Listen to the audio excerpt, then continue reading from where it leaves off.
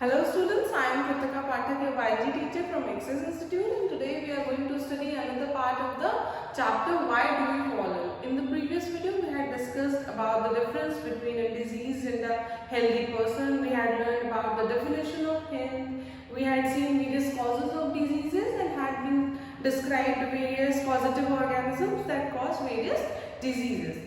In this video, we are going to discuss about some medicines, some antibiotics and how they function, how we prevent ourselves, some prevention methods from various diseases. Let's start from antibiotics. ठीक है, हम normally जब भी बीमार पड़ते हैं ना तो बोला जाता है कि अच्छा फीवर हो उसके साथ कोई एंटीबायोटिक भी ले लो, है ना।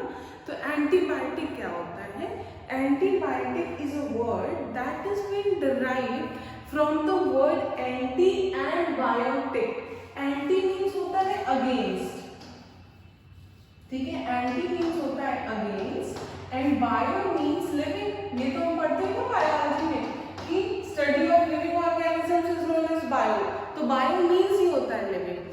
तो किसी भी लिविंग बीइंग या ऐसा कहो किसी के भी लाइफ के अगेंस्ट में जो मेडिसिन हैं उसको हम एंटीबायोटिक कह रहे हैं, लेकिन ये उसकी लाइफ के अगेंस्ट नहीं फंक्शन करेंगी जो पर्सन उसका इंटेक कर रहा है। ये उन पैथोजेंस की लाइफ के अगेंस्ट फंक्शन करेंगी जो पैथोजेंस क्या कहते हैं कि वो किसी पर्सन की बॉडी को इन्फेक्ट कर रहे होते हैं, उनके लिए एंटी शब्द यूज हो रहा है कि anti means against the life of the pathogen. तो एंटीबायोटिक जिस पर्सन ने इनटेक की उसकी लाइफ के लिए क्या हो गए? प्रो लाइफ हो गए उनके लिए, और उसके अगेंस्ट में जो उनको डिजीज कॉज कर रहे हैं for a human being, the antibiotic is proven as a pro life medicine. मतलब हमारी लाइफ का तो इंक्रीमेंट हो रहा है ना, हमारा इम्यून सिस्टम और ज्यादा अच्छा हो रहा है with the help of this antibiotics. हम अपने इम्यून सिस्टम को प्रोटेक्ट कर रहे हैं बाय टेकिंग दीज एंटीबायोटिक्स, और जो पैथोजन हमारी बॉडी के अंदर एंटर करके हमको वेरियस डिजीजेस कॉज कर रहे थे उन पैथोजेंस के लिए ये एंटीबायोटिक्स अगेंस्ट होते हैं, ठीक है, उनकी लाइफ खत्म कर रहे होते हैं, ये उनको किल करते हैं। आइए जानते हैं उनको वो किल कैसे करते हैं। लिखा हुआ antibiotics blocks the biochemical pathway of the bacteria. अब ये बायोकेमिकल पाथवे क्या होता है? देखो केमिस्ट्री में हम लोगों ने सबने बहुत सारे ऐसे केमिकल रिएक्शंस पढ़े होंगे।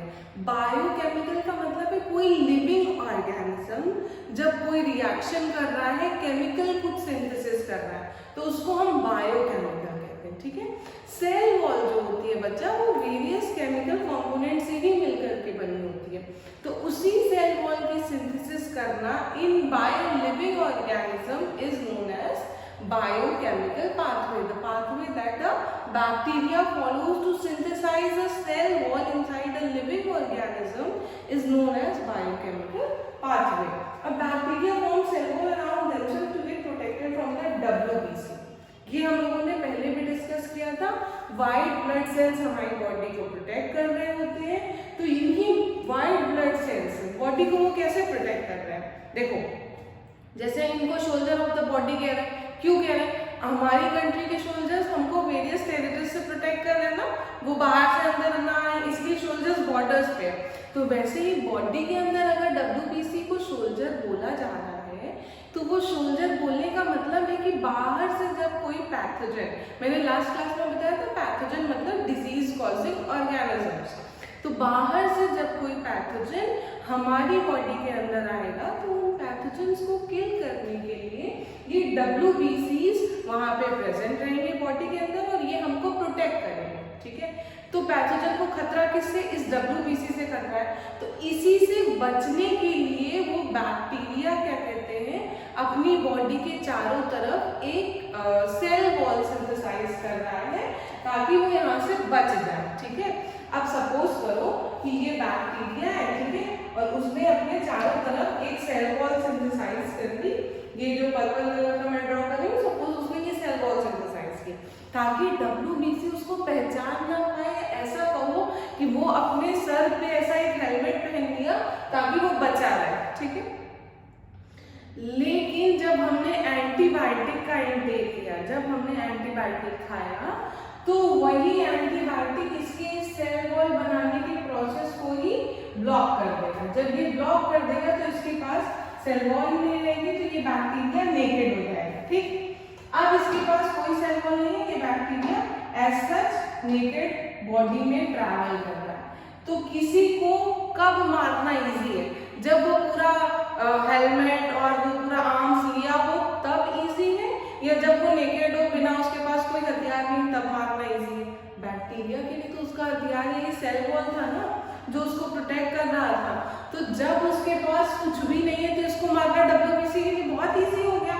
तो एंटीबायोटिक्स के इनटेक की वजह से बैक्टीरिया ये सेल वॉल सिंथेसाइज नहीं कर पाता है, जिसकी वजह से उसको किल करना और ज्यादा इजी हो जाता है। ठीक है, तो यही बात लिखी हुई है कि एंटीबायोटिक्स इसी सेल वॉल की सिंथेसिस के पाथवे को ब्लॉक कर देते हैं, ताकि उसके बाद WBC इजीली इस पैथोजन को किल कर सके। ठीक है, लेकिन वायरस जो है, जो हमें वायरल डिजीजेस कॉज करते हैं, वायरसेस ऐसा कोई भी पाथवे फॉलो नहीं करते। वायरसेस कोई सेल वॉल नहीं सिंथेसाइज करते हैं WBC से प्रोटेक्ट करने के लिए अपने आप को, कि फिर उसके बाद एंटीबायोटिक का काम एकदम हल्क जैसा है। ठीक है, उसको बस ये पता है कि हमको कोई सेल वॉल बनाया तो उसकी सेल वॉल तोड़ देंगे, बस इतना ही पता है एंटीबायोटिक को। वायरसेस क्या कहते हैं, सेल वॉल बनाते ही नहीं। तो जब वो सेल वॉल बना ही नहीं रहे हैं, वायरल डिजीजेस को ट्रीट करने के लिए हम एंटीबायोटिक्स खाएंगे तो वो किसी काम की नहीं है, क्योंकि वायरसेस हमारी बॉडी में इन्फेक्शन करने के लिए हमारे जेनेटिक मटेरियल यानी कि DNA RNA में इनहेरिट होकर के फिर वो मल्टीप्लाई होते हैं, उसके बाद डिजीज को स्प्रेड करते हैं। तो जब वायरसेस कोई सेल वॉल नहीं बना रहे हैं तो हम एंटीबायोटिक खा के कैसे उसको ट्रीट करेंगे? एंटीबायोटिक्स का तो यही फंक्शन है कि वो किसी भी डिजीज के किसी भी बैक्टीरियल या पैथोजन के सेल वॉल की सिंथेसिस को ब्लॉक कर देंगे। तो वो सेल वॉल नहीं सिंथेसाइज कर पाएगा तो कोई भी ऐसी डिजीज हमें होएगी ही नहीं, क्योंकि WBC आराम से उस पैथोजन को मार देगा। ठीक, अब वायरसेस तो ऐसी कोई सेल वॉल बना ही नहीं रहे, तो जब सेल वॉल नहीं बना रहे, वो हमारे जेनेटिक मटेरियल में जा रहे हैं, तो हम उसको ट्रीट करने के लिए सोचें कि अब वायरस सेल वॉल बनाएगा तो फिर एंटीबायोटिक जो हमने खाएंगे वो उसको किल कर, वो सेल वॉल तोड़ देगा, फिर हमारे WBC उस वायरस को किल कर देंगे। लेकिन ऐसा नहीं होता है। क्यों नहीं होता है? क्योंकि वायरसेस जो है वो हमारे जेनेटिक मटेरियल में घुस जाते हैं और वहां से रेप्लिकेट करते हैं, तब जाके हमें डिजीज हो रही होती है। ठीक है, तो antibiotics are functional only against bacterial diseases. ये बात याद रखनी है, वायरल डिजीजेस के साथ एंटीबायोटिक्स फंक्शन नहीं करते। क्योंकि कोई आपसे पूछे तो यही बताना है, क्योंकि वायरल डिजीजेस या जो भी वायरसेस हैं वो सेल वॉल सिंथेसाइज नहीं करते हैं, और एंटीबायोटिक का काम ये कि सेल वॉल की सिंथेसिस के पाथवे को ब्लॉक करना। तो जो उस गली से जा ही नहीं रहा है तो उसको हम वहां पे खड़े कि अच्छा वो यहाँ से आएगा तो उसको मारेंगे। ठीक है, वो वहां से आया ही नहीं तो उसको मारना भी पॉसिबल नहीं है। सेम वही काम वायरस का है, उसने कोई दूसरा रास्ता अपना लिया डिजीज कॉज करने का। ठीक है, it has been described over here. Viruses do not use these pathways. They have few pathways of their own, and they have antibiotics are ineffective against viral infections. Ineffective बोले तो मतलब उसका कोई असर ही नहीं होगा एंटीबायोटिक खाने का वायरल इन्फेक्शंस के अगेंस्ट में। ठीक है, अब डिस्कस करते हैं कि ये एंटीबायोटिक डिस्कवर किसने किया।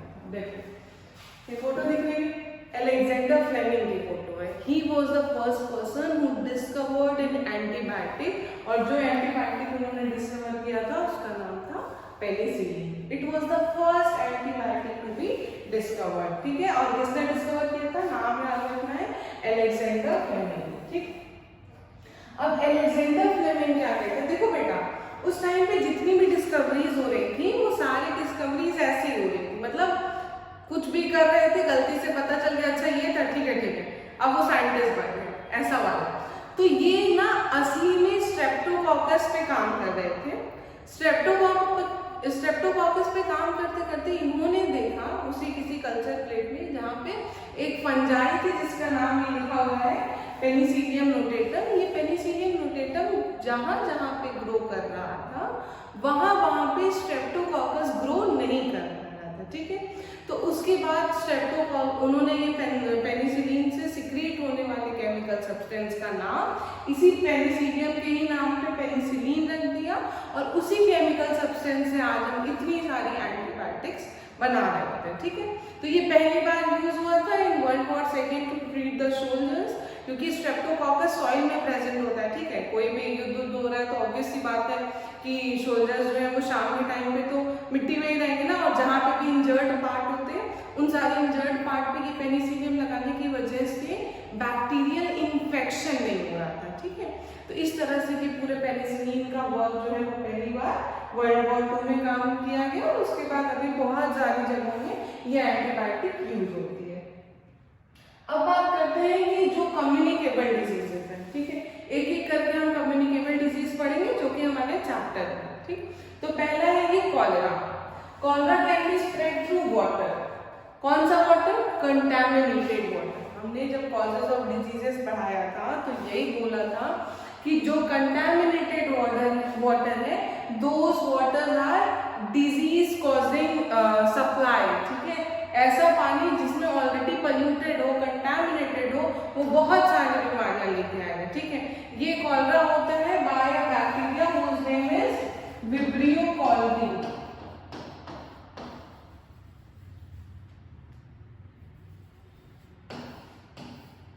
इसकी वजह से हमें कॉलरा हो रहा होता है। कॉलरा में क्या होता है, जो ह्यूमन का एक्सक्रीटा है, जो फीसेस है, उसमें इन्फेक्शन बहुत ज्यादा होने की वजह से दैट इज ऐसा बोलो कि फ्रीक्वेंट फीसेस का डिस्चार्ज होता है, बहुत ज्यादा बॉडी से वाटर रिमूव हो जाता है। वो वाटर कैसे इन्फेक्शन बॉडी में लगा, इन्फेक्टेड वाटर की वजह से वो इन्फेक्शन लगा, और frequent water discharge from the body is a symptom of cholera that is caused in the disease of cholera. Now we are again going to discuss the viral diseases that is spread a lot and it has been described in our syllabus vastly.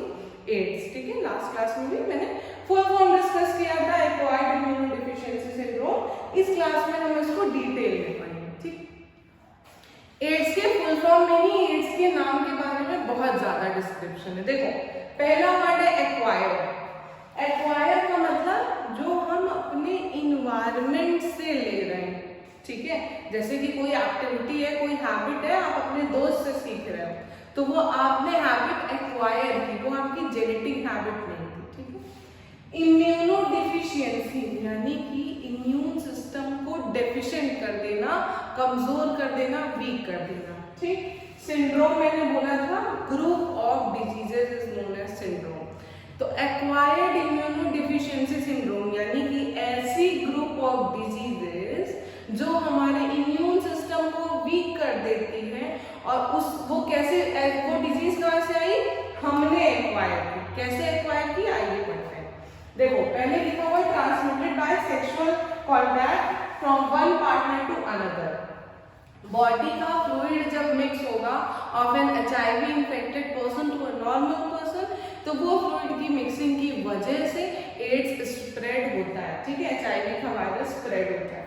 तो यही दूसरी चीज मैंने body fluid बोला, तो body fluid में blood ही तो maximum, blood भी तो बॉडी फ्लूइड ही है। तो ब्लड का जब ट्रांसफ्यूजन होगा, ठीक है, ब्लड किसी HIV इन्फेक्टेड पर्सन ने डोनेट कर दिया to a healthy person. Healthy से मेरा मतलब ये नहीं कि अच्छा तुम लोग ये भी सोच रहे होंगे कि अच्छा कोई हेल्दी पर्सन तो उसको ब्लड डोनेट क्यों ही कराना, अरे वो HIV से हेल्दी था, बाकी उसको ब्लड की कमी होगी, एनीमिया होगा, वो उससे मतलब नहीं है। मतलब उसको HIV नहीं था, ठीक है, और एक HIV इन्फेक्टेड पर्सन ने ब्लड डोनेट कर दिया, तो उस पर्सन का जिसके साथ ब्लड का ट्रांसफ्यूजन हुआ HIV का वायरस उसमें भी ट्रांसमिट हो जाएगा और उसको भी एड्स हो जाएगा। नेक्स्ट लिखा हुआ है from an infected mother during pregnancy. But इसको हम रोक सकते हैं अगर हम पहले ही मदर का HIV टेस्ट करा लें और पॉसिबिलिटी है कि हमें HIV टेस्ट पॉजिटिव मिल गया, then through injections we can prevent the baby from being getting HIV positive. But अगर टेस्ट नहीं होता है तो फिर बेबी को HIV हो जाता है, ठीक है। उसके बाद थ्रू ब्रेस्ट फीडिंग क्योंकि milk is a body fluid and that body fluid is containing that HIV virus, और उस HIV वायरस की वजह से फिर से ये पूरा का पूरा वायरस जो है वो बेबी की बॉडी में आ जाएगा और एड्स हो जाएगा, ठीक है। अब ये वायरसेस जो है वो स्प्रेड हो रहे हैं all over the body through lymph node, ये बात लिखी हुई है। लिम्फ नोड क्या होता है अभी हम लिम्फेटिक सिस्टम में आगे डिस्कस करते हैं। बात आती है कि एड्स जो है हमें इतनी देर से इतने सारे सिम्टम्स उसके पढ़ लिए, ये एड्स का कोई इफेक्ट होगा हार्मफुल तभी हम इतना ज्यादा उसको पढ़ रहे हैं। तो पहला इफेक्ट हार्मफुल इफेक्ट मैंने बोला ना कि ये एक ग्रुप ऑफ डिजीजेज है। तो ग्रुप ऑफ डिजीज होने का मतलब है कि बहुत सारी बीमारियां एक साथ हो जाएंगी, ठीक है।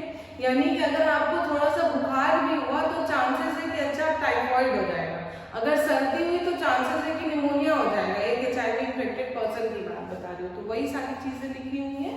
लेकिन the body can no longer fight off the minor infections, ऐसे छोटे छोटे इन्फेक्शंस जो हमें रोज देखते हैं, जैसे हम स्कूल से घर आ रहे हो, ऑटो में, बस में बहुत सारे लोग छींक रहे हैं, हम रोज बीमार नहीं पड़ते। क्यों? क्योंकि हमारी बॉडी में जो वाइट ब्लड सेल्स हैं, जो WBCs हैं, वो हमारी बॉडी में को प्रोटेक्ट कर रहे होते हैं, और जो HIV इन्फेक्टेड पर्सन है उसकी बॉडी के वही WBCs या वाइट ब्लड सेल्स वीक हो जाते हैं, नंबर्स उनका कम हो जाता है, क्योंकि वो HIV वायरस जो है उन WBCs को अल्टीमेटली किल कर रहा होता है, ठीक है। तो उसके बाद यही सेम बात जो मैंने बोली थी कि स्मॉल कोल्ड से भी निमोनिया हो जाता है, और कोई छोटा सा गट इन्फेक्शन है तो डायरिया हो जाएगा, फीवर है तो टाइफॉइड हो जाएगा, और अल्टीमेटली ऐसे छोटे छोटे इन्फेक्शन जो है वो ढेर सारे कई बार एक ही ह्यूमन बॉडी को हो रहे होते हैं, और अल्टीमेटली एक ऐसा दिन आता है जब बहुत सारे डिजीजेस हो जाती हैं, the human body can no longer fight with the HIV virus and it may cause death of the person, ठीक है। उसके बाद बात करते हैं मलेरिया। लास्ट क्लास में भी बताया था मलेरिया का जो वेक्टर होता है फीमेल एनोफिलीज होता है, उसका पॉजिटिव ऑर्गेनिज्म प्लाज्मोडियम होता है, ठीक है। ये प्लाज्मोडियम की वजह से होता है, मच्छर स्प्रेड कर रहा होता है, मच्छर के काटने की वजह से मलेरिया नहीं होता है। जिस मच्छर ने काटा अगर उसके माउथ में उस टाइम पे प्लाज्मोडियम के एग्स हो तब उसके काटने की वजह से मलेरिया होगा। आपको नॉर्मल फीमेल एनोफिलीज काट के चले जाए जिसके माउथ में उस समय प्लाज्मोडियम नहीं है तो आपको मलेरिया नहीं होगा, ठीक है। और मलेरिया में क्या होता है, ये मलेरिया पहली बात तो वेक्टर की डेफिनेशन याद रखना, जो इंटरमीडिएट हो, जो कि डिजीज को स्प्रेड कर रहा हो, ना कॉज कर रहा हो ना उसको डिजीज हो रही हो, जो कि बीच में इंटरमीडिएटरी का काम कर रहा हो, डिजीज को स्प्रेड करा रहा हो, उसको हम वेक्टर बोलेंगे। मलेरिया के केस में जो वेक्टर है वो फीमेल एनोफिलीज है, और जो ये स्पोर्स है जिसको मैं एक्स कहती हूँ, वही शॉर्ट एक्स को हम स्पोर्स भी बोल सकते हैं। प्लाज्मोडियम में यही स्पोर्स हमारे लिवर में जाते हैं, फिर ये लिवर में सेक्शुअली मल्टीप्लाई करते हैं, फिर इनका बर्स्ट आउट होता है अक्रॉस द होल ब्लड, और उसके बाद जब मैंने बोला था ना मलेरिया में चिलिंग फीवर होता है, तो वो चिलिंग फीवर क्या है, ये यही स्पोर्स के बर्स्ट आउट की वजह से जब वो आरबीसी को किल कर रहे होते हैं तब वो शिवरिंग दे करके फीवर आता है, ठीक है। This was about AIDS and malaria. Now we are going to discuss some definition of various symptoms that occurs in our body. पहला है इन्फ्लामेशन। देखो इन्फ्लामेशन का मतलब है कोई भी ऐसी बॉडी में अनइजीनेस, चाहे वो अनइजीनेस रेडनेस की वजह से हो, स्वेलिंग की वजह से हो, या फिर ऐसा कुछ हो जाए कि अच्छा पेन हो रहा है बॉडी को, तो उन सारे प्रोसेसेस का एक कॉमन टर्म है इन्फ्लामेशन। देखो यहाँ पे क्या डिस्क्राइब है, एक लोकलाइज्ड फिजिकल कंडीशन, ठीक है।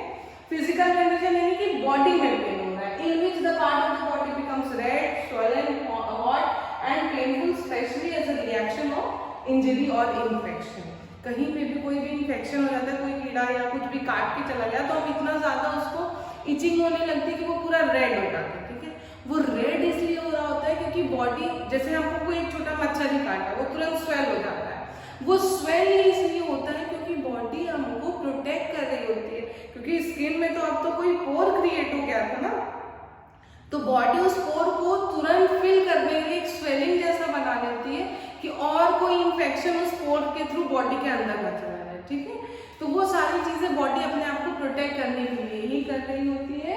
तो ये ऐसी कोई भी अनईजीनेस की कंडीशन जिसमें बॉडी रेड हो रही है, दर्द हो रहा है, उन सारी चीजों को हम, उन सारे रिएक्शंस को हम इन्फ्लामेशन कह रहे होते हैं। Now we are going to discuss कि हम कैसे प्रिवेंट कर सकते हैं अपने आप को। देखो, अगर कोई एयरबॉर्न डिजीज है, जैसे कि अभी हम लोगों को पता है कि अच्छा कोरोना हवा से हो रहा है, तो हवा में फैल रहा है, WHO ने ये कह दिया हवा में कोरोना है, ये वो सब सारी न्यूज़ेस आती है। तो हमने क्या किया कि हम ऐसी भीड़ भाड़ वाली जगह में जाएंगे ही नहीं, जाए तो मास्क पहनेंगे, तो फिर हवा से होने वाली कोई भी डिजीज हमको नहीं होगी, ठीक है। तो एयरबॉर्न डिजीजेस से प्रोटेक्ट करने के लिए यही है, prevent exposure by providing living conditions that are not overcrowded. Overcrowded जगह पे मत जाओ, जहाँ पे लोग कम है वहाँ पे जाओ, और अगर बहुत क्राउडेड जगहों पे जा रहे हो तो एयरबॉर्न डिजीजेस होने के चांसेस है, इसलिए protect yourself from mask. This is how we can prevent ourselves from airborne diseases. Waterborne disease के लिए ये तो कॉमन सी चीज है, कोई डिजीज पानी से हो रही है, गंदा पानी नहीं पिएंगे, साफ पानी पिएंगे, आरओज रहेंगे घर में, सारी चीजें तो आराम से हो जाएगा, ये वाटरबॉर्न डिजीज का स्प्रेड ही नहीं होगा। या फिर देखो, अगर जैसे ये मलेरिया है, malaria is replicating in stagnant water. Stagnant water क्या होता है? रुका हुआ पानी, ठीक है। तो रुके हुए पानी में मॉस्किटो गिव्स हिज एग, और वही एग जो है वो लार्वा के फॉर्म में मल्टीप्लाई करके फिर से वो नए मॉस्किटोज का बर्थ हो रहा होता है, ठीक है।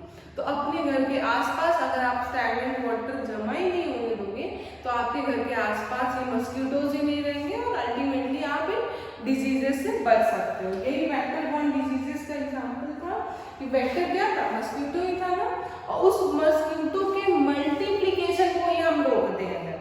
स्टैग्नेंट वाटर में वो मल्टीप्लाई कर रहा है अपने आसपास, पूरे तुम्हारी कॉलोनी में सबको ये बात पता चल गई कि स्टैग्नेंट वाटर जो है उसकी वजह से मॉस्किटो मल्टीप्लाई कर रहा है, तो पूरी कॉलोनी में कहीं पे भी स्टैग्नेंट वाटर है ही नहीं, ठीक, हर जगह रनिंग वाटर है। रनिंग वाटर में कहीं पे भी मॉस्किटो मल्टीप्लाई नहीं कर सकता, तो फिर तुम्हारी कॉलोनी में कहीं पे भी मॉस्किटो नहीं रहेगा, यानी कि मलेरिया या डेंगू का वेक्टर ही नहीं रहेगा। जब वेक्टर ही नहीं रहेगा तो यहाँ पे ही अगर प्लाज्मोडियम का पूरा स्पोर्स पड़े रहेंगे तो वो प्लाज्मोडियम तुम्हारे ब्लड में नहीं आ सकता, ठीक है। प्लाज्मोडियम भी है, तुम भी हो, अगर ये वेक्टर नहीं है तो तुमको ना मलेरिया होगा ना डेंगू, कोई भी वेक्टर, उस वेक्टर का मल्टीप्लिकेशन खत्म करने के बाद वो डिजीज नहीं हो सकती, ठीक। तो वेक्टर बॉर्न डिजीजेस को हम कैसे प्रोटेक्ट करेंगे? जो भी वेक्टर होगा उसके मल्टीप्लिकेशन के मेथड को हम स्टॉप करते हैं, तो हम वेक्टर बॉर्न डिजीजेस से खुद को प्रोटेक्ट कर सकते हैं। Next we are going to discuss the immune system. ये बहुत इंपॉर्टेंट टॉपिक है क्योंकि पूरे टाइम कोविड में यही चल रहा था कि इम्यूनिटी वीक हो गई, इम्यून सिस्टम को स्ट्रांग करना है। ये इम्यून सिस्टम क्या है पहले ये समझ लेते हैं, ठीक है। जैसे हमारी बॉडी में क्लास 7 में आपने पढ़ा होगा आर्टरीज, वेन्स, ऐसा सर्कुलेटरी सिस्टम याद आ रहा होगा, तो ऐसी बॉडी में हमने पूरा सर्कुलेटरी सिस्टम पढ़ा था। उसके अलावा बॉडी में लिम्फेटिक सिस्टम भी होता है, ठीक है। अब ये लिम्फेटिक सिस्टम में इस तरह से देखो, जैसे हमने पढ़ा था ब्लड वेसल्स होती है, ठीक है, वैसे ये लिम्फेटिक सिस्टम में लिम्फ वेसल्स होती है। क्या होती है? Lymph vessels. ये जो आपको ये पाइप लाइक स्ट्रक्चर दिख रहे हैं इसी को हम वेसल्स बोल रहे होते हैं, इसको हम लिम्फ वेसल्स बोलते हैं। इस लिम्फ वेसल्स के अंदर लिम्फ जो है वो ट्रैवल करता है। अब ये लिम्फ क्या होता है? लिम्फ एक ऐसा व्हाइट कलर का फ्लूइड है जो कि लिम्फोसाइट प्रोड्यूस करता है, ठीक है, लिम्फोसाइट प्रोड्यूस करता है, और ये लिम्फोसाइट्स जो है वो किल करते हैं किसी भी पैथोजन को। इतनी बात याद रखनी है। उसके बाद लिम्फोसाइट्स के टाइप्स आप हायर क्लासेस में पढ़ोगे। ये लिम्फोसाइट्स किसी भी बैक्टीरियल या वायरल इन्फेक्शंस को किल कर रहे होते हैं, ऐसा तो पैथोजन को किल कर रहे होते हैं, वो ज्यादा अप्रोप्रिएट होगा कि लिम्फोसाइट्स जो है वो पैथोजन को किल कर रहे हैं। अब बात आती है कि लिम्फ का सिंथेसिस कहाँ से हो रहा है। ये जो ऑर्गन्स दिख रहे हैं ना, स्प्लीन, यहाँ पे टॉन्सिल होता है, थाइमस हार्ट के बगल में एक छोटा सा ऑर्गन होता है, और जैसे जैसे एज बढ़ती जाती है थाइमस जो है वो छोटा होता जाता है। इसका मतलब जो छोटे बच्चे होते हैं, छोटे बच्चों का थाइमस जो है वो साइज में बड़ा होता है, और हम लोगों का थाइमस या फिर और एज्ड पर्सन जो होते हैं उनका थाइमस जो है वो बहुत छोटा होता है। या ऐसा कहो जो 60-70 अराउंड एज होती है उनका थाइमस इतना छोटा हो जाता है, like size of a P. ठीक है, एक पी का जो सीड होता है उतना छोटा थाइमस हो जाता है 70 ईयर्स ओल्ड पर्सन्स में। इसीलिए जो हमारे ग्रैंड पेरेंट्स होते हैं वो बहुत जल्दी बीमार हो जाते हैं। या अगर ठंडी में उनको सर्दी लग गई तो वो सर्दी पूरी ठंडी रहती है, मतलब वो पूरी जनवरी दिसंबर तक वो खांसी करते रहेंगे, सर्दी होती रहेगी। वो इसलिए क्योंकि उनका थाइमस इतना कम छोटा हो गया है कि that is not making them immune enough. ठीक है, वो उनकी इम्यूनिटी को वीक कर चुका है, थाइमस भी छोटा हो चुका है। तो अब वो क्या कहते हैं कि उतना ज्यादा डिजीजेस से फाइट करने की स्टेट में नहीं रहते, इसीलिए उनको पूरी ठंडी जो है वो सर्दी भी रहती है। उसके बाद लिवर और स्प्लीन, ठीक है, ये सारे ऑर्गन्स इस लिम्फ का सिंथेसाइज कर रहे होते हैं, और ये लिम्फ का सिंथेसाइज करने के बाद ये लिम्फ वेसल में ये सारे लिम्फोसाइट्स जो है, लिम्फ कंटेनिंग सेल्स, वो सारे सेल्स इसमें फ्लो कर रहे होते हैं। अब कोई पैथोजन आया तो ऐसा नहीं कि चलते फिरते इसी लिम्फ में इसको मार देंगे, ऐसा नहीं होगा। ये मारने के लिए स्पेसिफिक आपको ये देखो नॉन लाइक स्ट्रक्चर्स जो दिख रहे हैं इनको हम बोलते हैं लिम्फ नोड्स। ठीक है, इन नोड्स पे ही उस पैथोजन को इनकाउंटर करता है ये लिम्फोसाइट सेल्स। ठीक, ये यहाँ पे सपोज लिम्फ बैठा रहेगा, जब कोई पैथोजन आएगा ये भी तो लिम्फ नोड ही है, तो यहाँ पे उसको पूरा इंटरैक्ट करेगा और यहीं पे उस पैथोजन को किल करता है।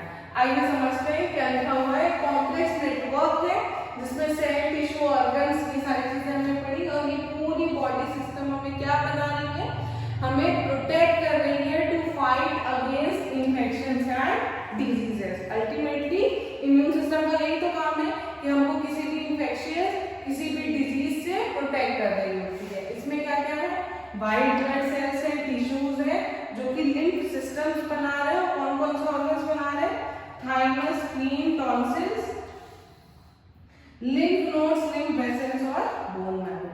ये सारे ऑर्गन्स, बोन मैरो किसी भी लॉन्ग बोन, जैसे हमारे फीमर बोन है, बोन के अंदर बोन मैरो होता है, वो भी ब्लड सेल्स की सिंथेसिस कर रही होती है। तो ये सारे ऑर्गन्स जो है वो लिम्फ की सिंथेसिस कर रहे हैं। ये लिम्फ हमको इन्फेक्शन से प्रोटेक्ट कर रहा है, और वो प्रोटेक्ट कर रहा है इन लिम्फ नोड पे वेरियस अदर पैथोजेंस को किल करके। ठीक है, उसके बाद बात करते हैं बच्चे ये इम्यूनाइजेशन क्या होता है, कैसे हमारा जो सिस्टम है बॉडी का, इम्यून सिस्टम, वो हमें कैसे प्रोटेक्ट कर रहा होता है। ठीक है, देखो जैसे तुमने किसी को एक बार मारा, तो तुमको पता है कि अच्छा इसको इस तरह से मारेंगे तो अब ये फिर उठ नहीं पाता है। ठीक, तो अब तुम्हें उसी इंसान को दोबारा मारना है तो तुमको पता है फिर तुम उधर ही मारोगे, वो तुरंत एक बार में मर जाएगा। लेकिन जब तुम पहली बार मार रहोगे तब तो तुम्हें नहीं पता था कि इसको कैसे हराना है, तो तुम पहले लेफ्ट साइड मारे, फिर पेट में मारे, फिर पता चला कि अच्छा इसका राइट हैंड भी है, चलो उसी को मार देते, खत्म। ठीक, तो बॉडी भी ऐसे ही करती है। बॉडी जब पहली बार किसी पैथोजन से मिलती है तो बॉडी को तो नहीं पता है कि वो पैथोजन को कैसे मारना है, बॉडी थोड़ा सा टाइम लेती है उसको मारने में। ठीक है, टाइम ऐसे सपोज करो कि हम 10 दिन बुखार में पड़े रहे, तब जाके बॉडी हमारा फीवर उतरा। क्यों? क्योंकि बॉडी को बहुत टाइम लग गया उसको मारने में कि कैसे मारना है, समझ नहीं आ रहा। जब फीवर उतरा इसका मतलब कि अच्छा वो पैथोजन मर चुका है। अब उसी की तरह या उससे मिलता जुलता है, ऐसा को उसकी फैमिली का ही कोई दूसरा पैथोजन दोबारा बॉडी में आया, तो अब बॉडी को पता है कि अच्छा इसको कौन वाली एंटीबॉडी बनानी है, और वो एंटीबॉडी बना के हम इसको, इस एंटीजन को मार सकते हैं। ठीक है, तो ये एंटीजन मतलब वही जो पैथोजन जो सेल्स सिक्रीट कर रहा होता है उसको हम एंटीजन कहते हैं, और हमारी बॉडी जो सेल सिंथेसाइज करती है किसी एंटीजन को किल करने के लिए उसको हम एंटीबॉडी कहते हैं। ठीक है, तो एंटीबॉडी हमारी बॉडी बनाती है ताकि उस एंटीजन को किल कर सके।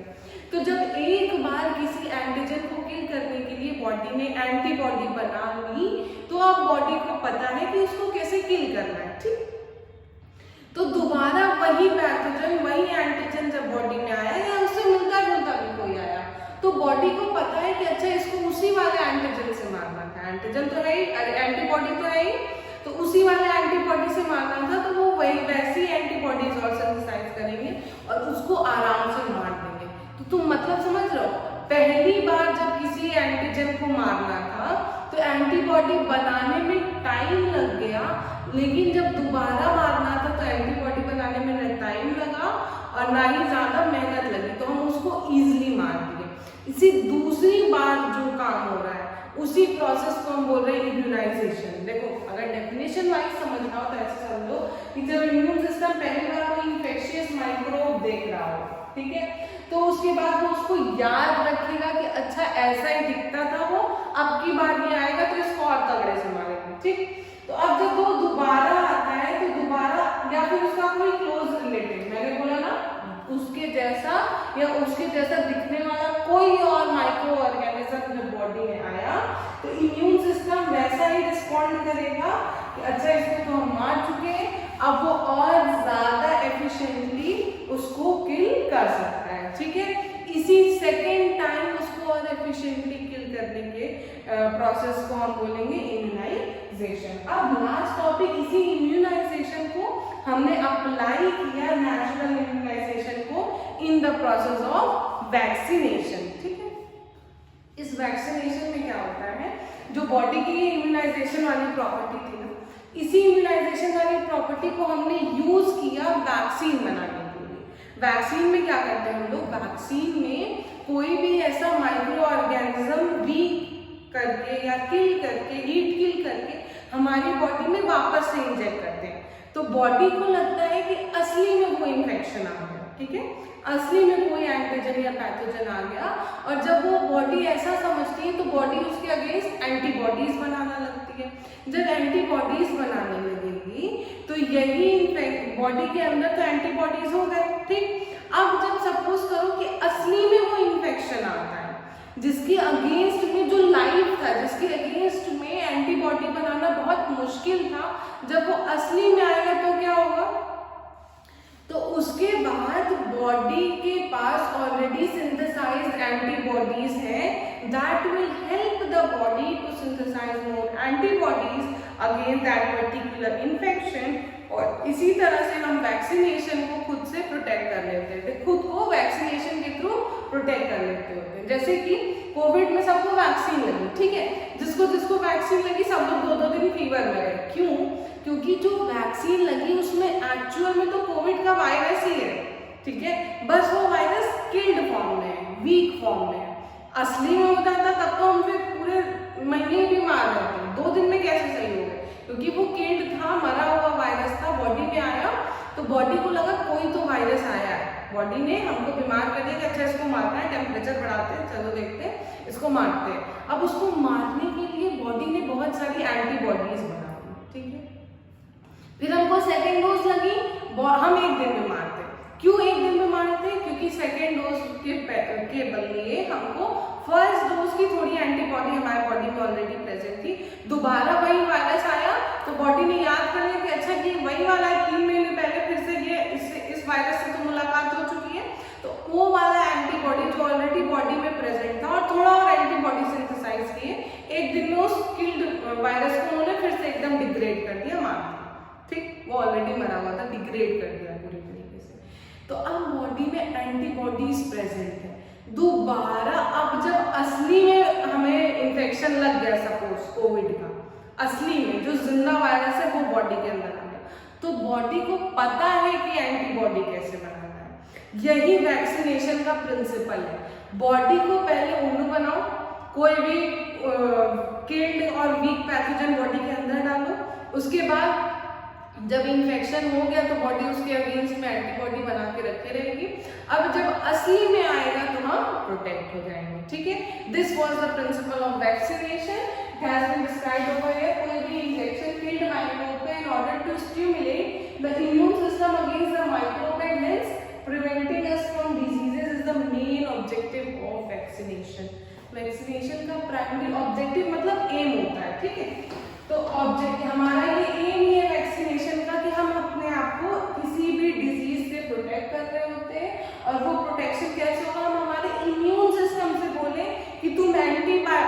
एंटीबॉडी बनाओ इस पर्टिकुलर वायरस या बैक्टीरिया के अगेंस्ट में। यही पूरा वैक्सीनेशन का प्रिंसिपल होता है। और ऐसे बहुत सारे वैक्सीन हैं जो कि अवेलेबल है against various diseases, tetanus, diphtheria, measles, polio. Polio देखो, पोलियो एक ओरल वैक्सीन है, पोलियो के ड्रॉप्स पिलाए जाते हैं, बाकी सब ब्लड में इंजेक्ट किया जाता है।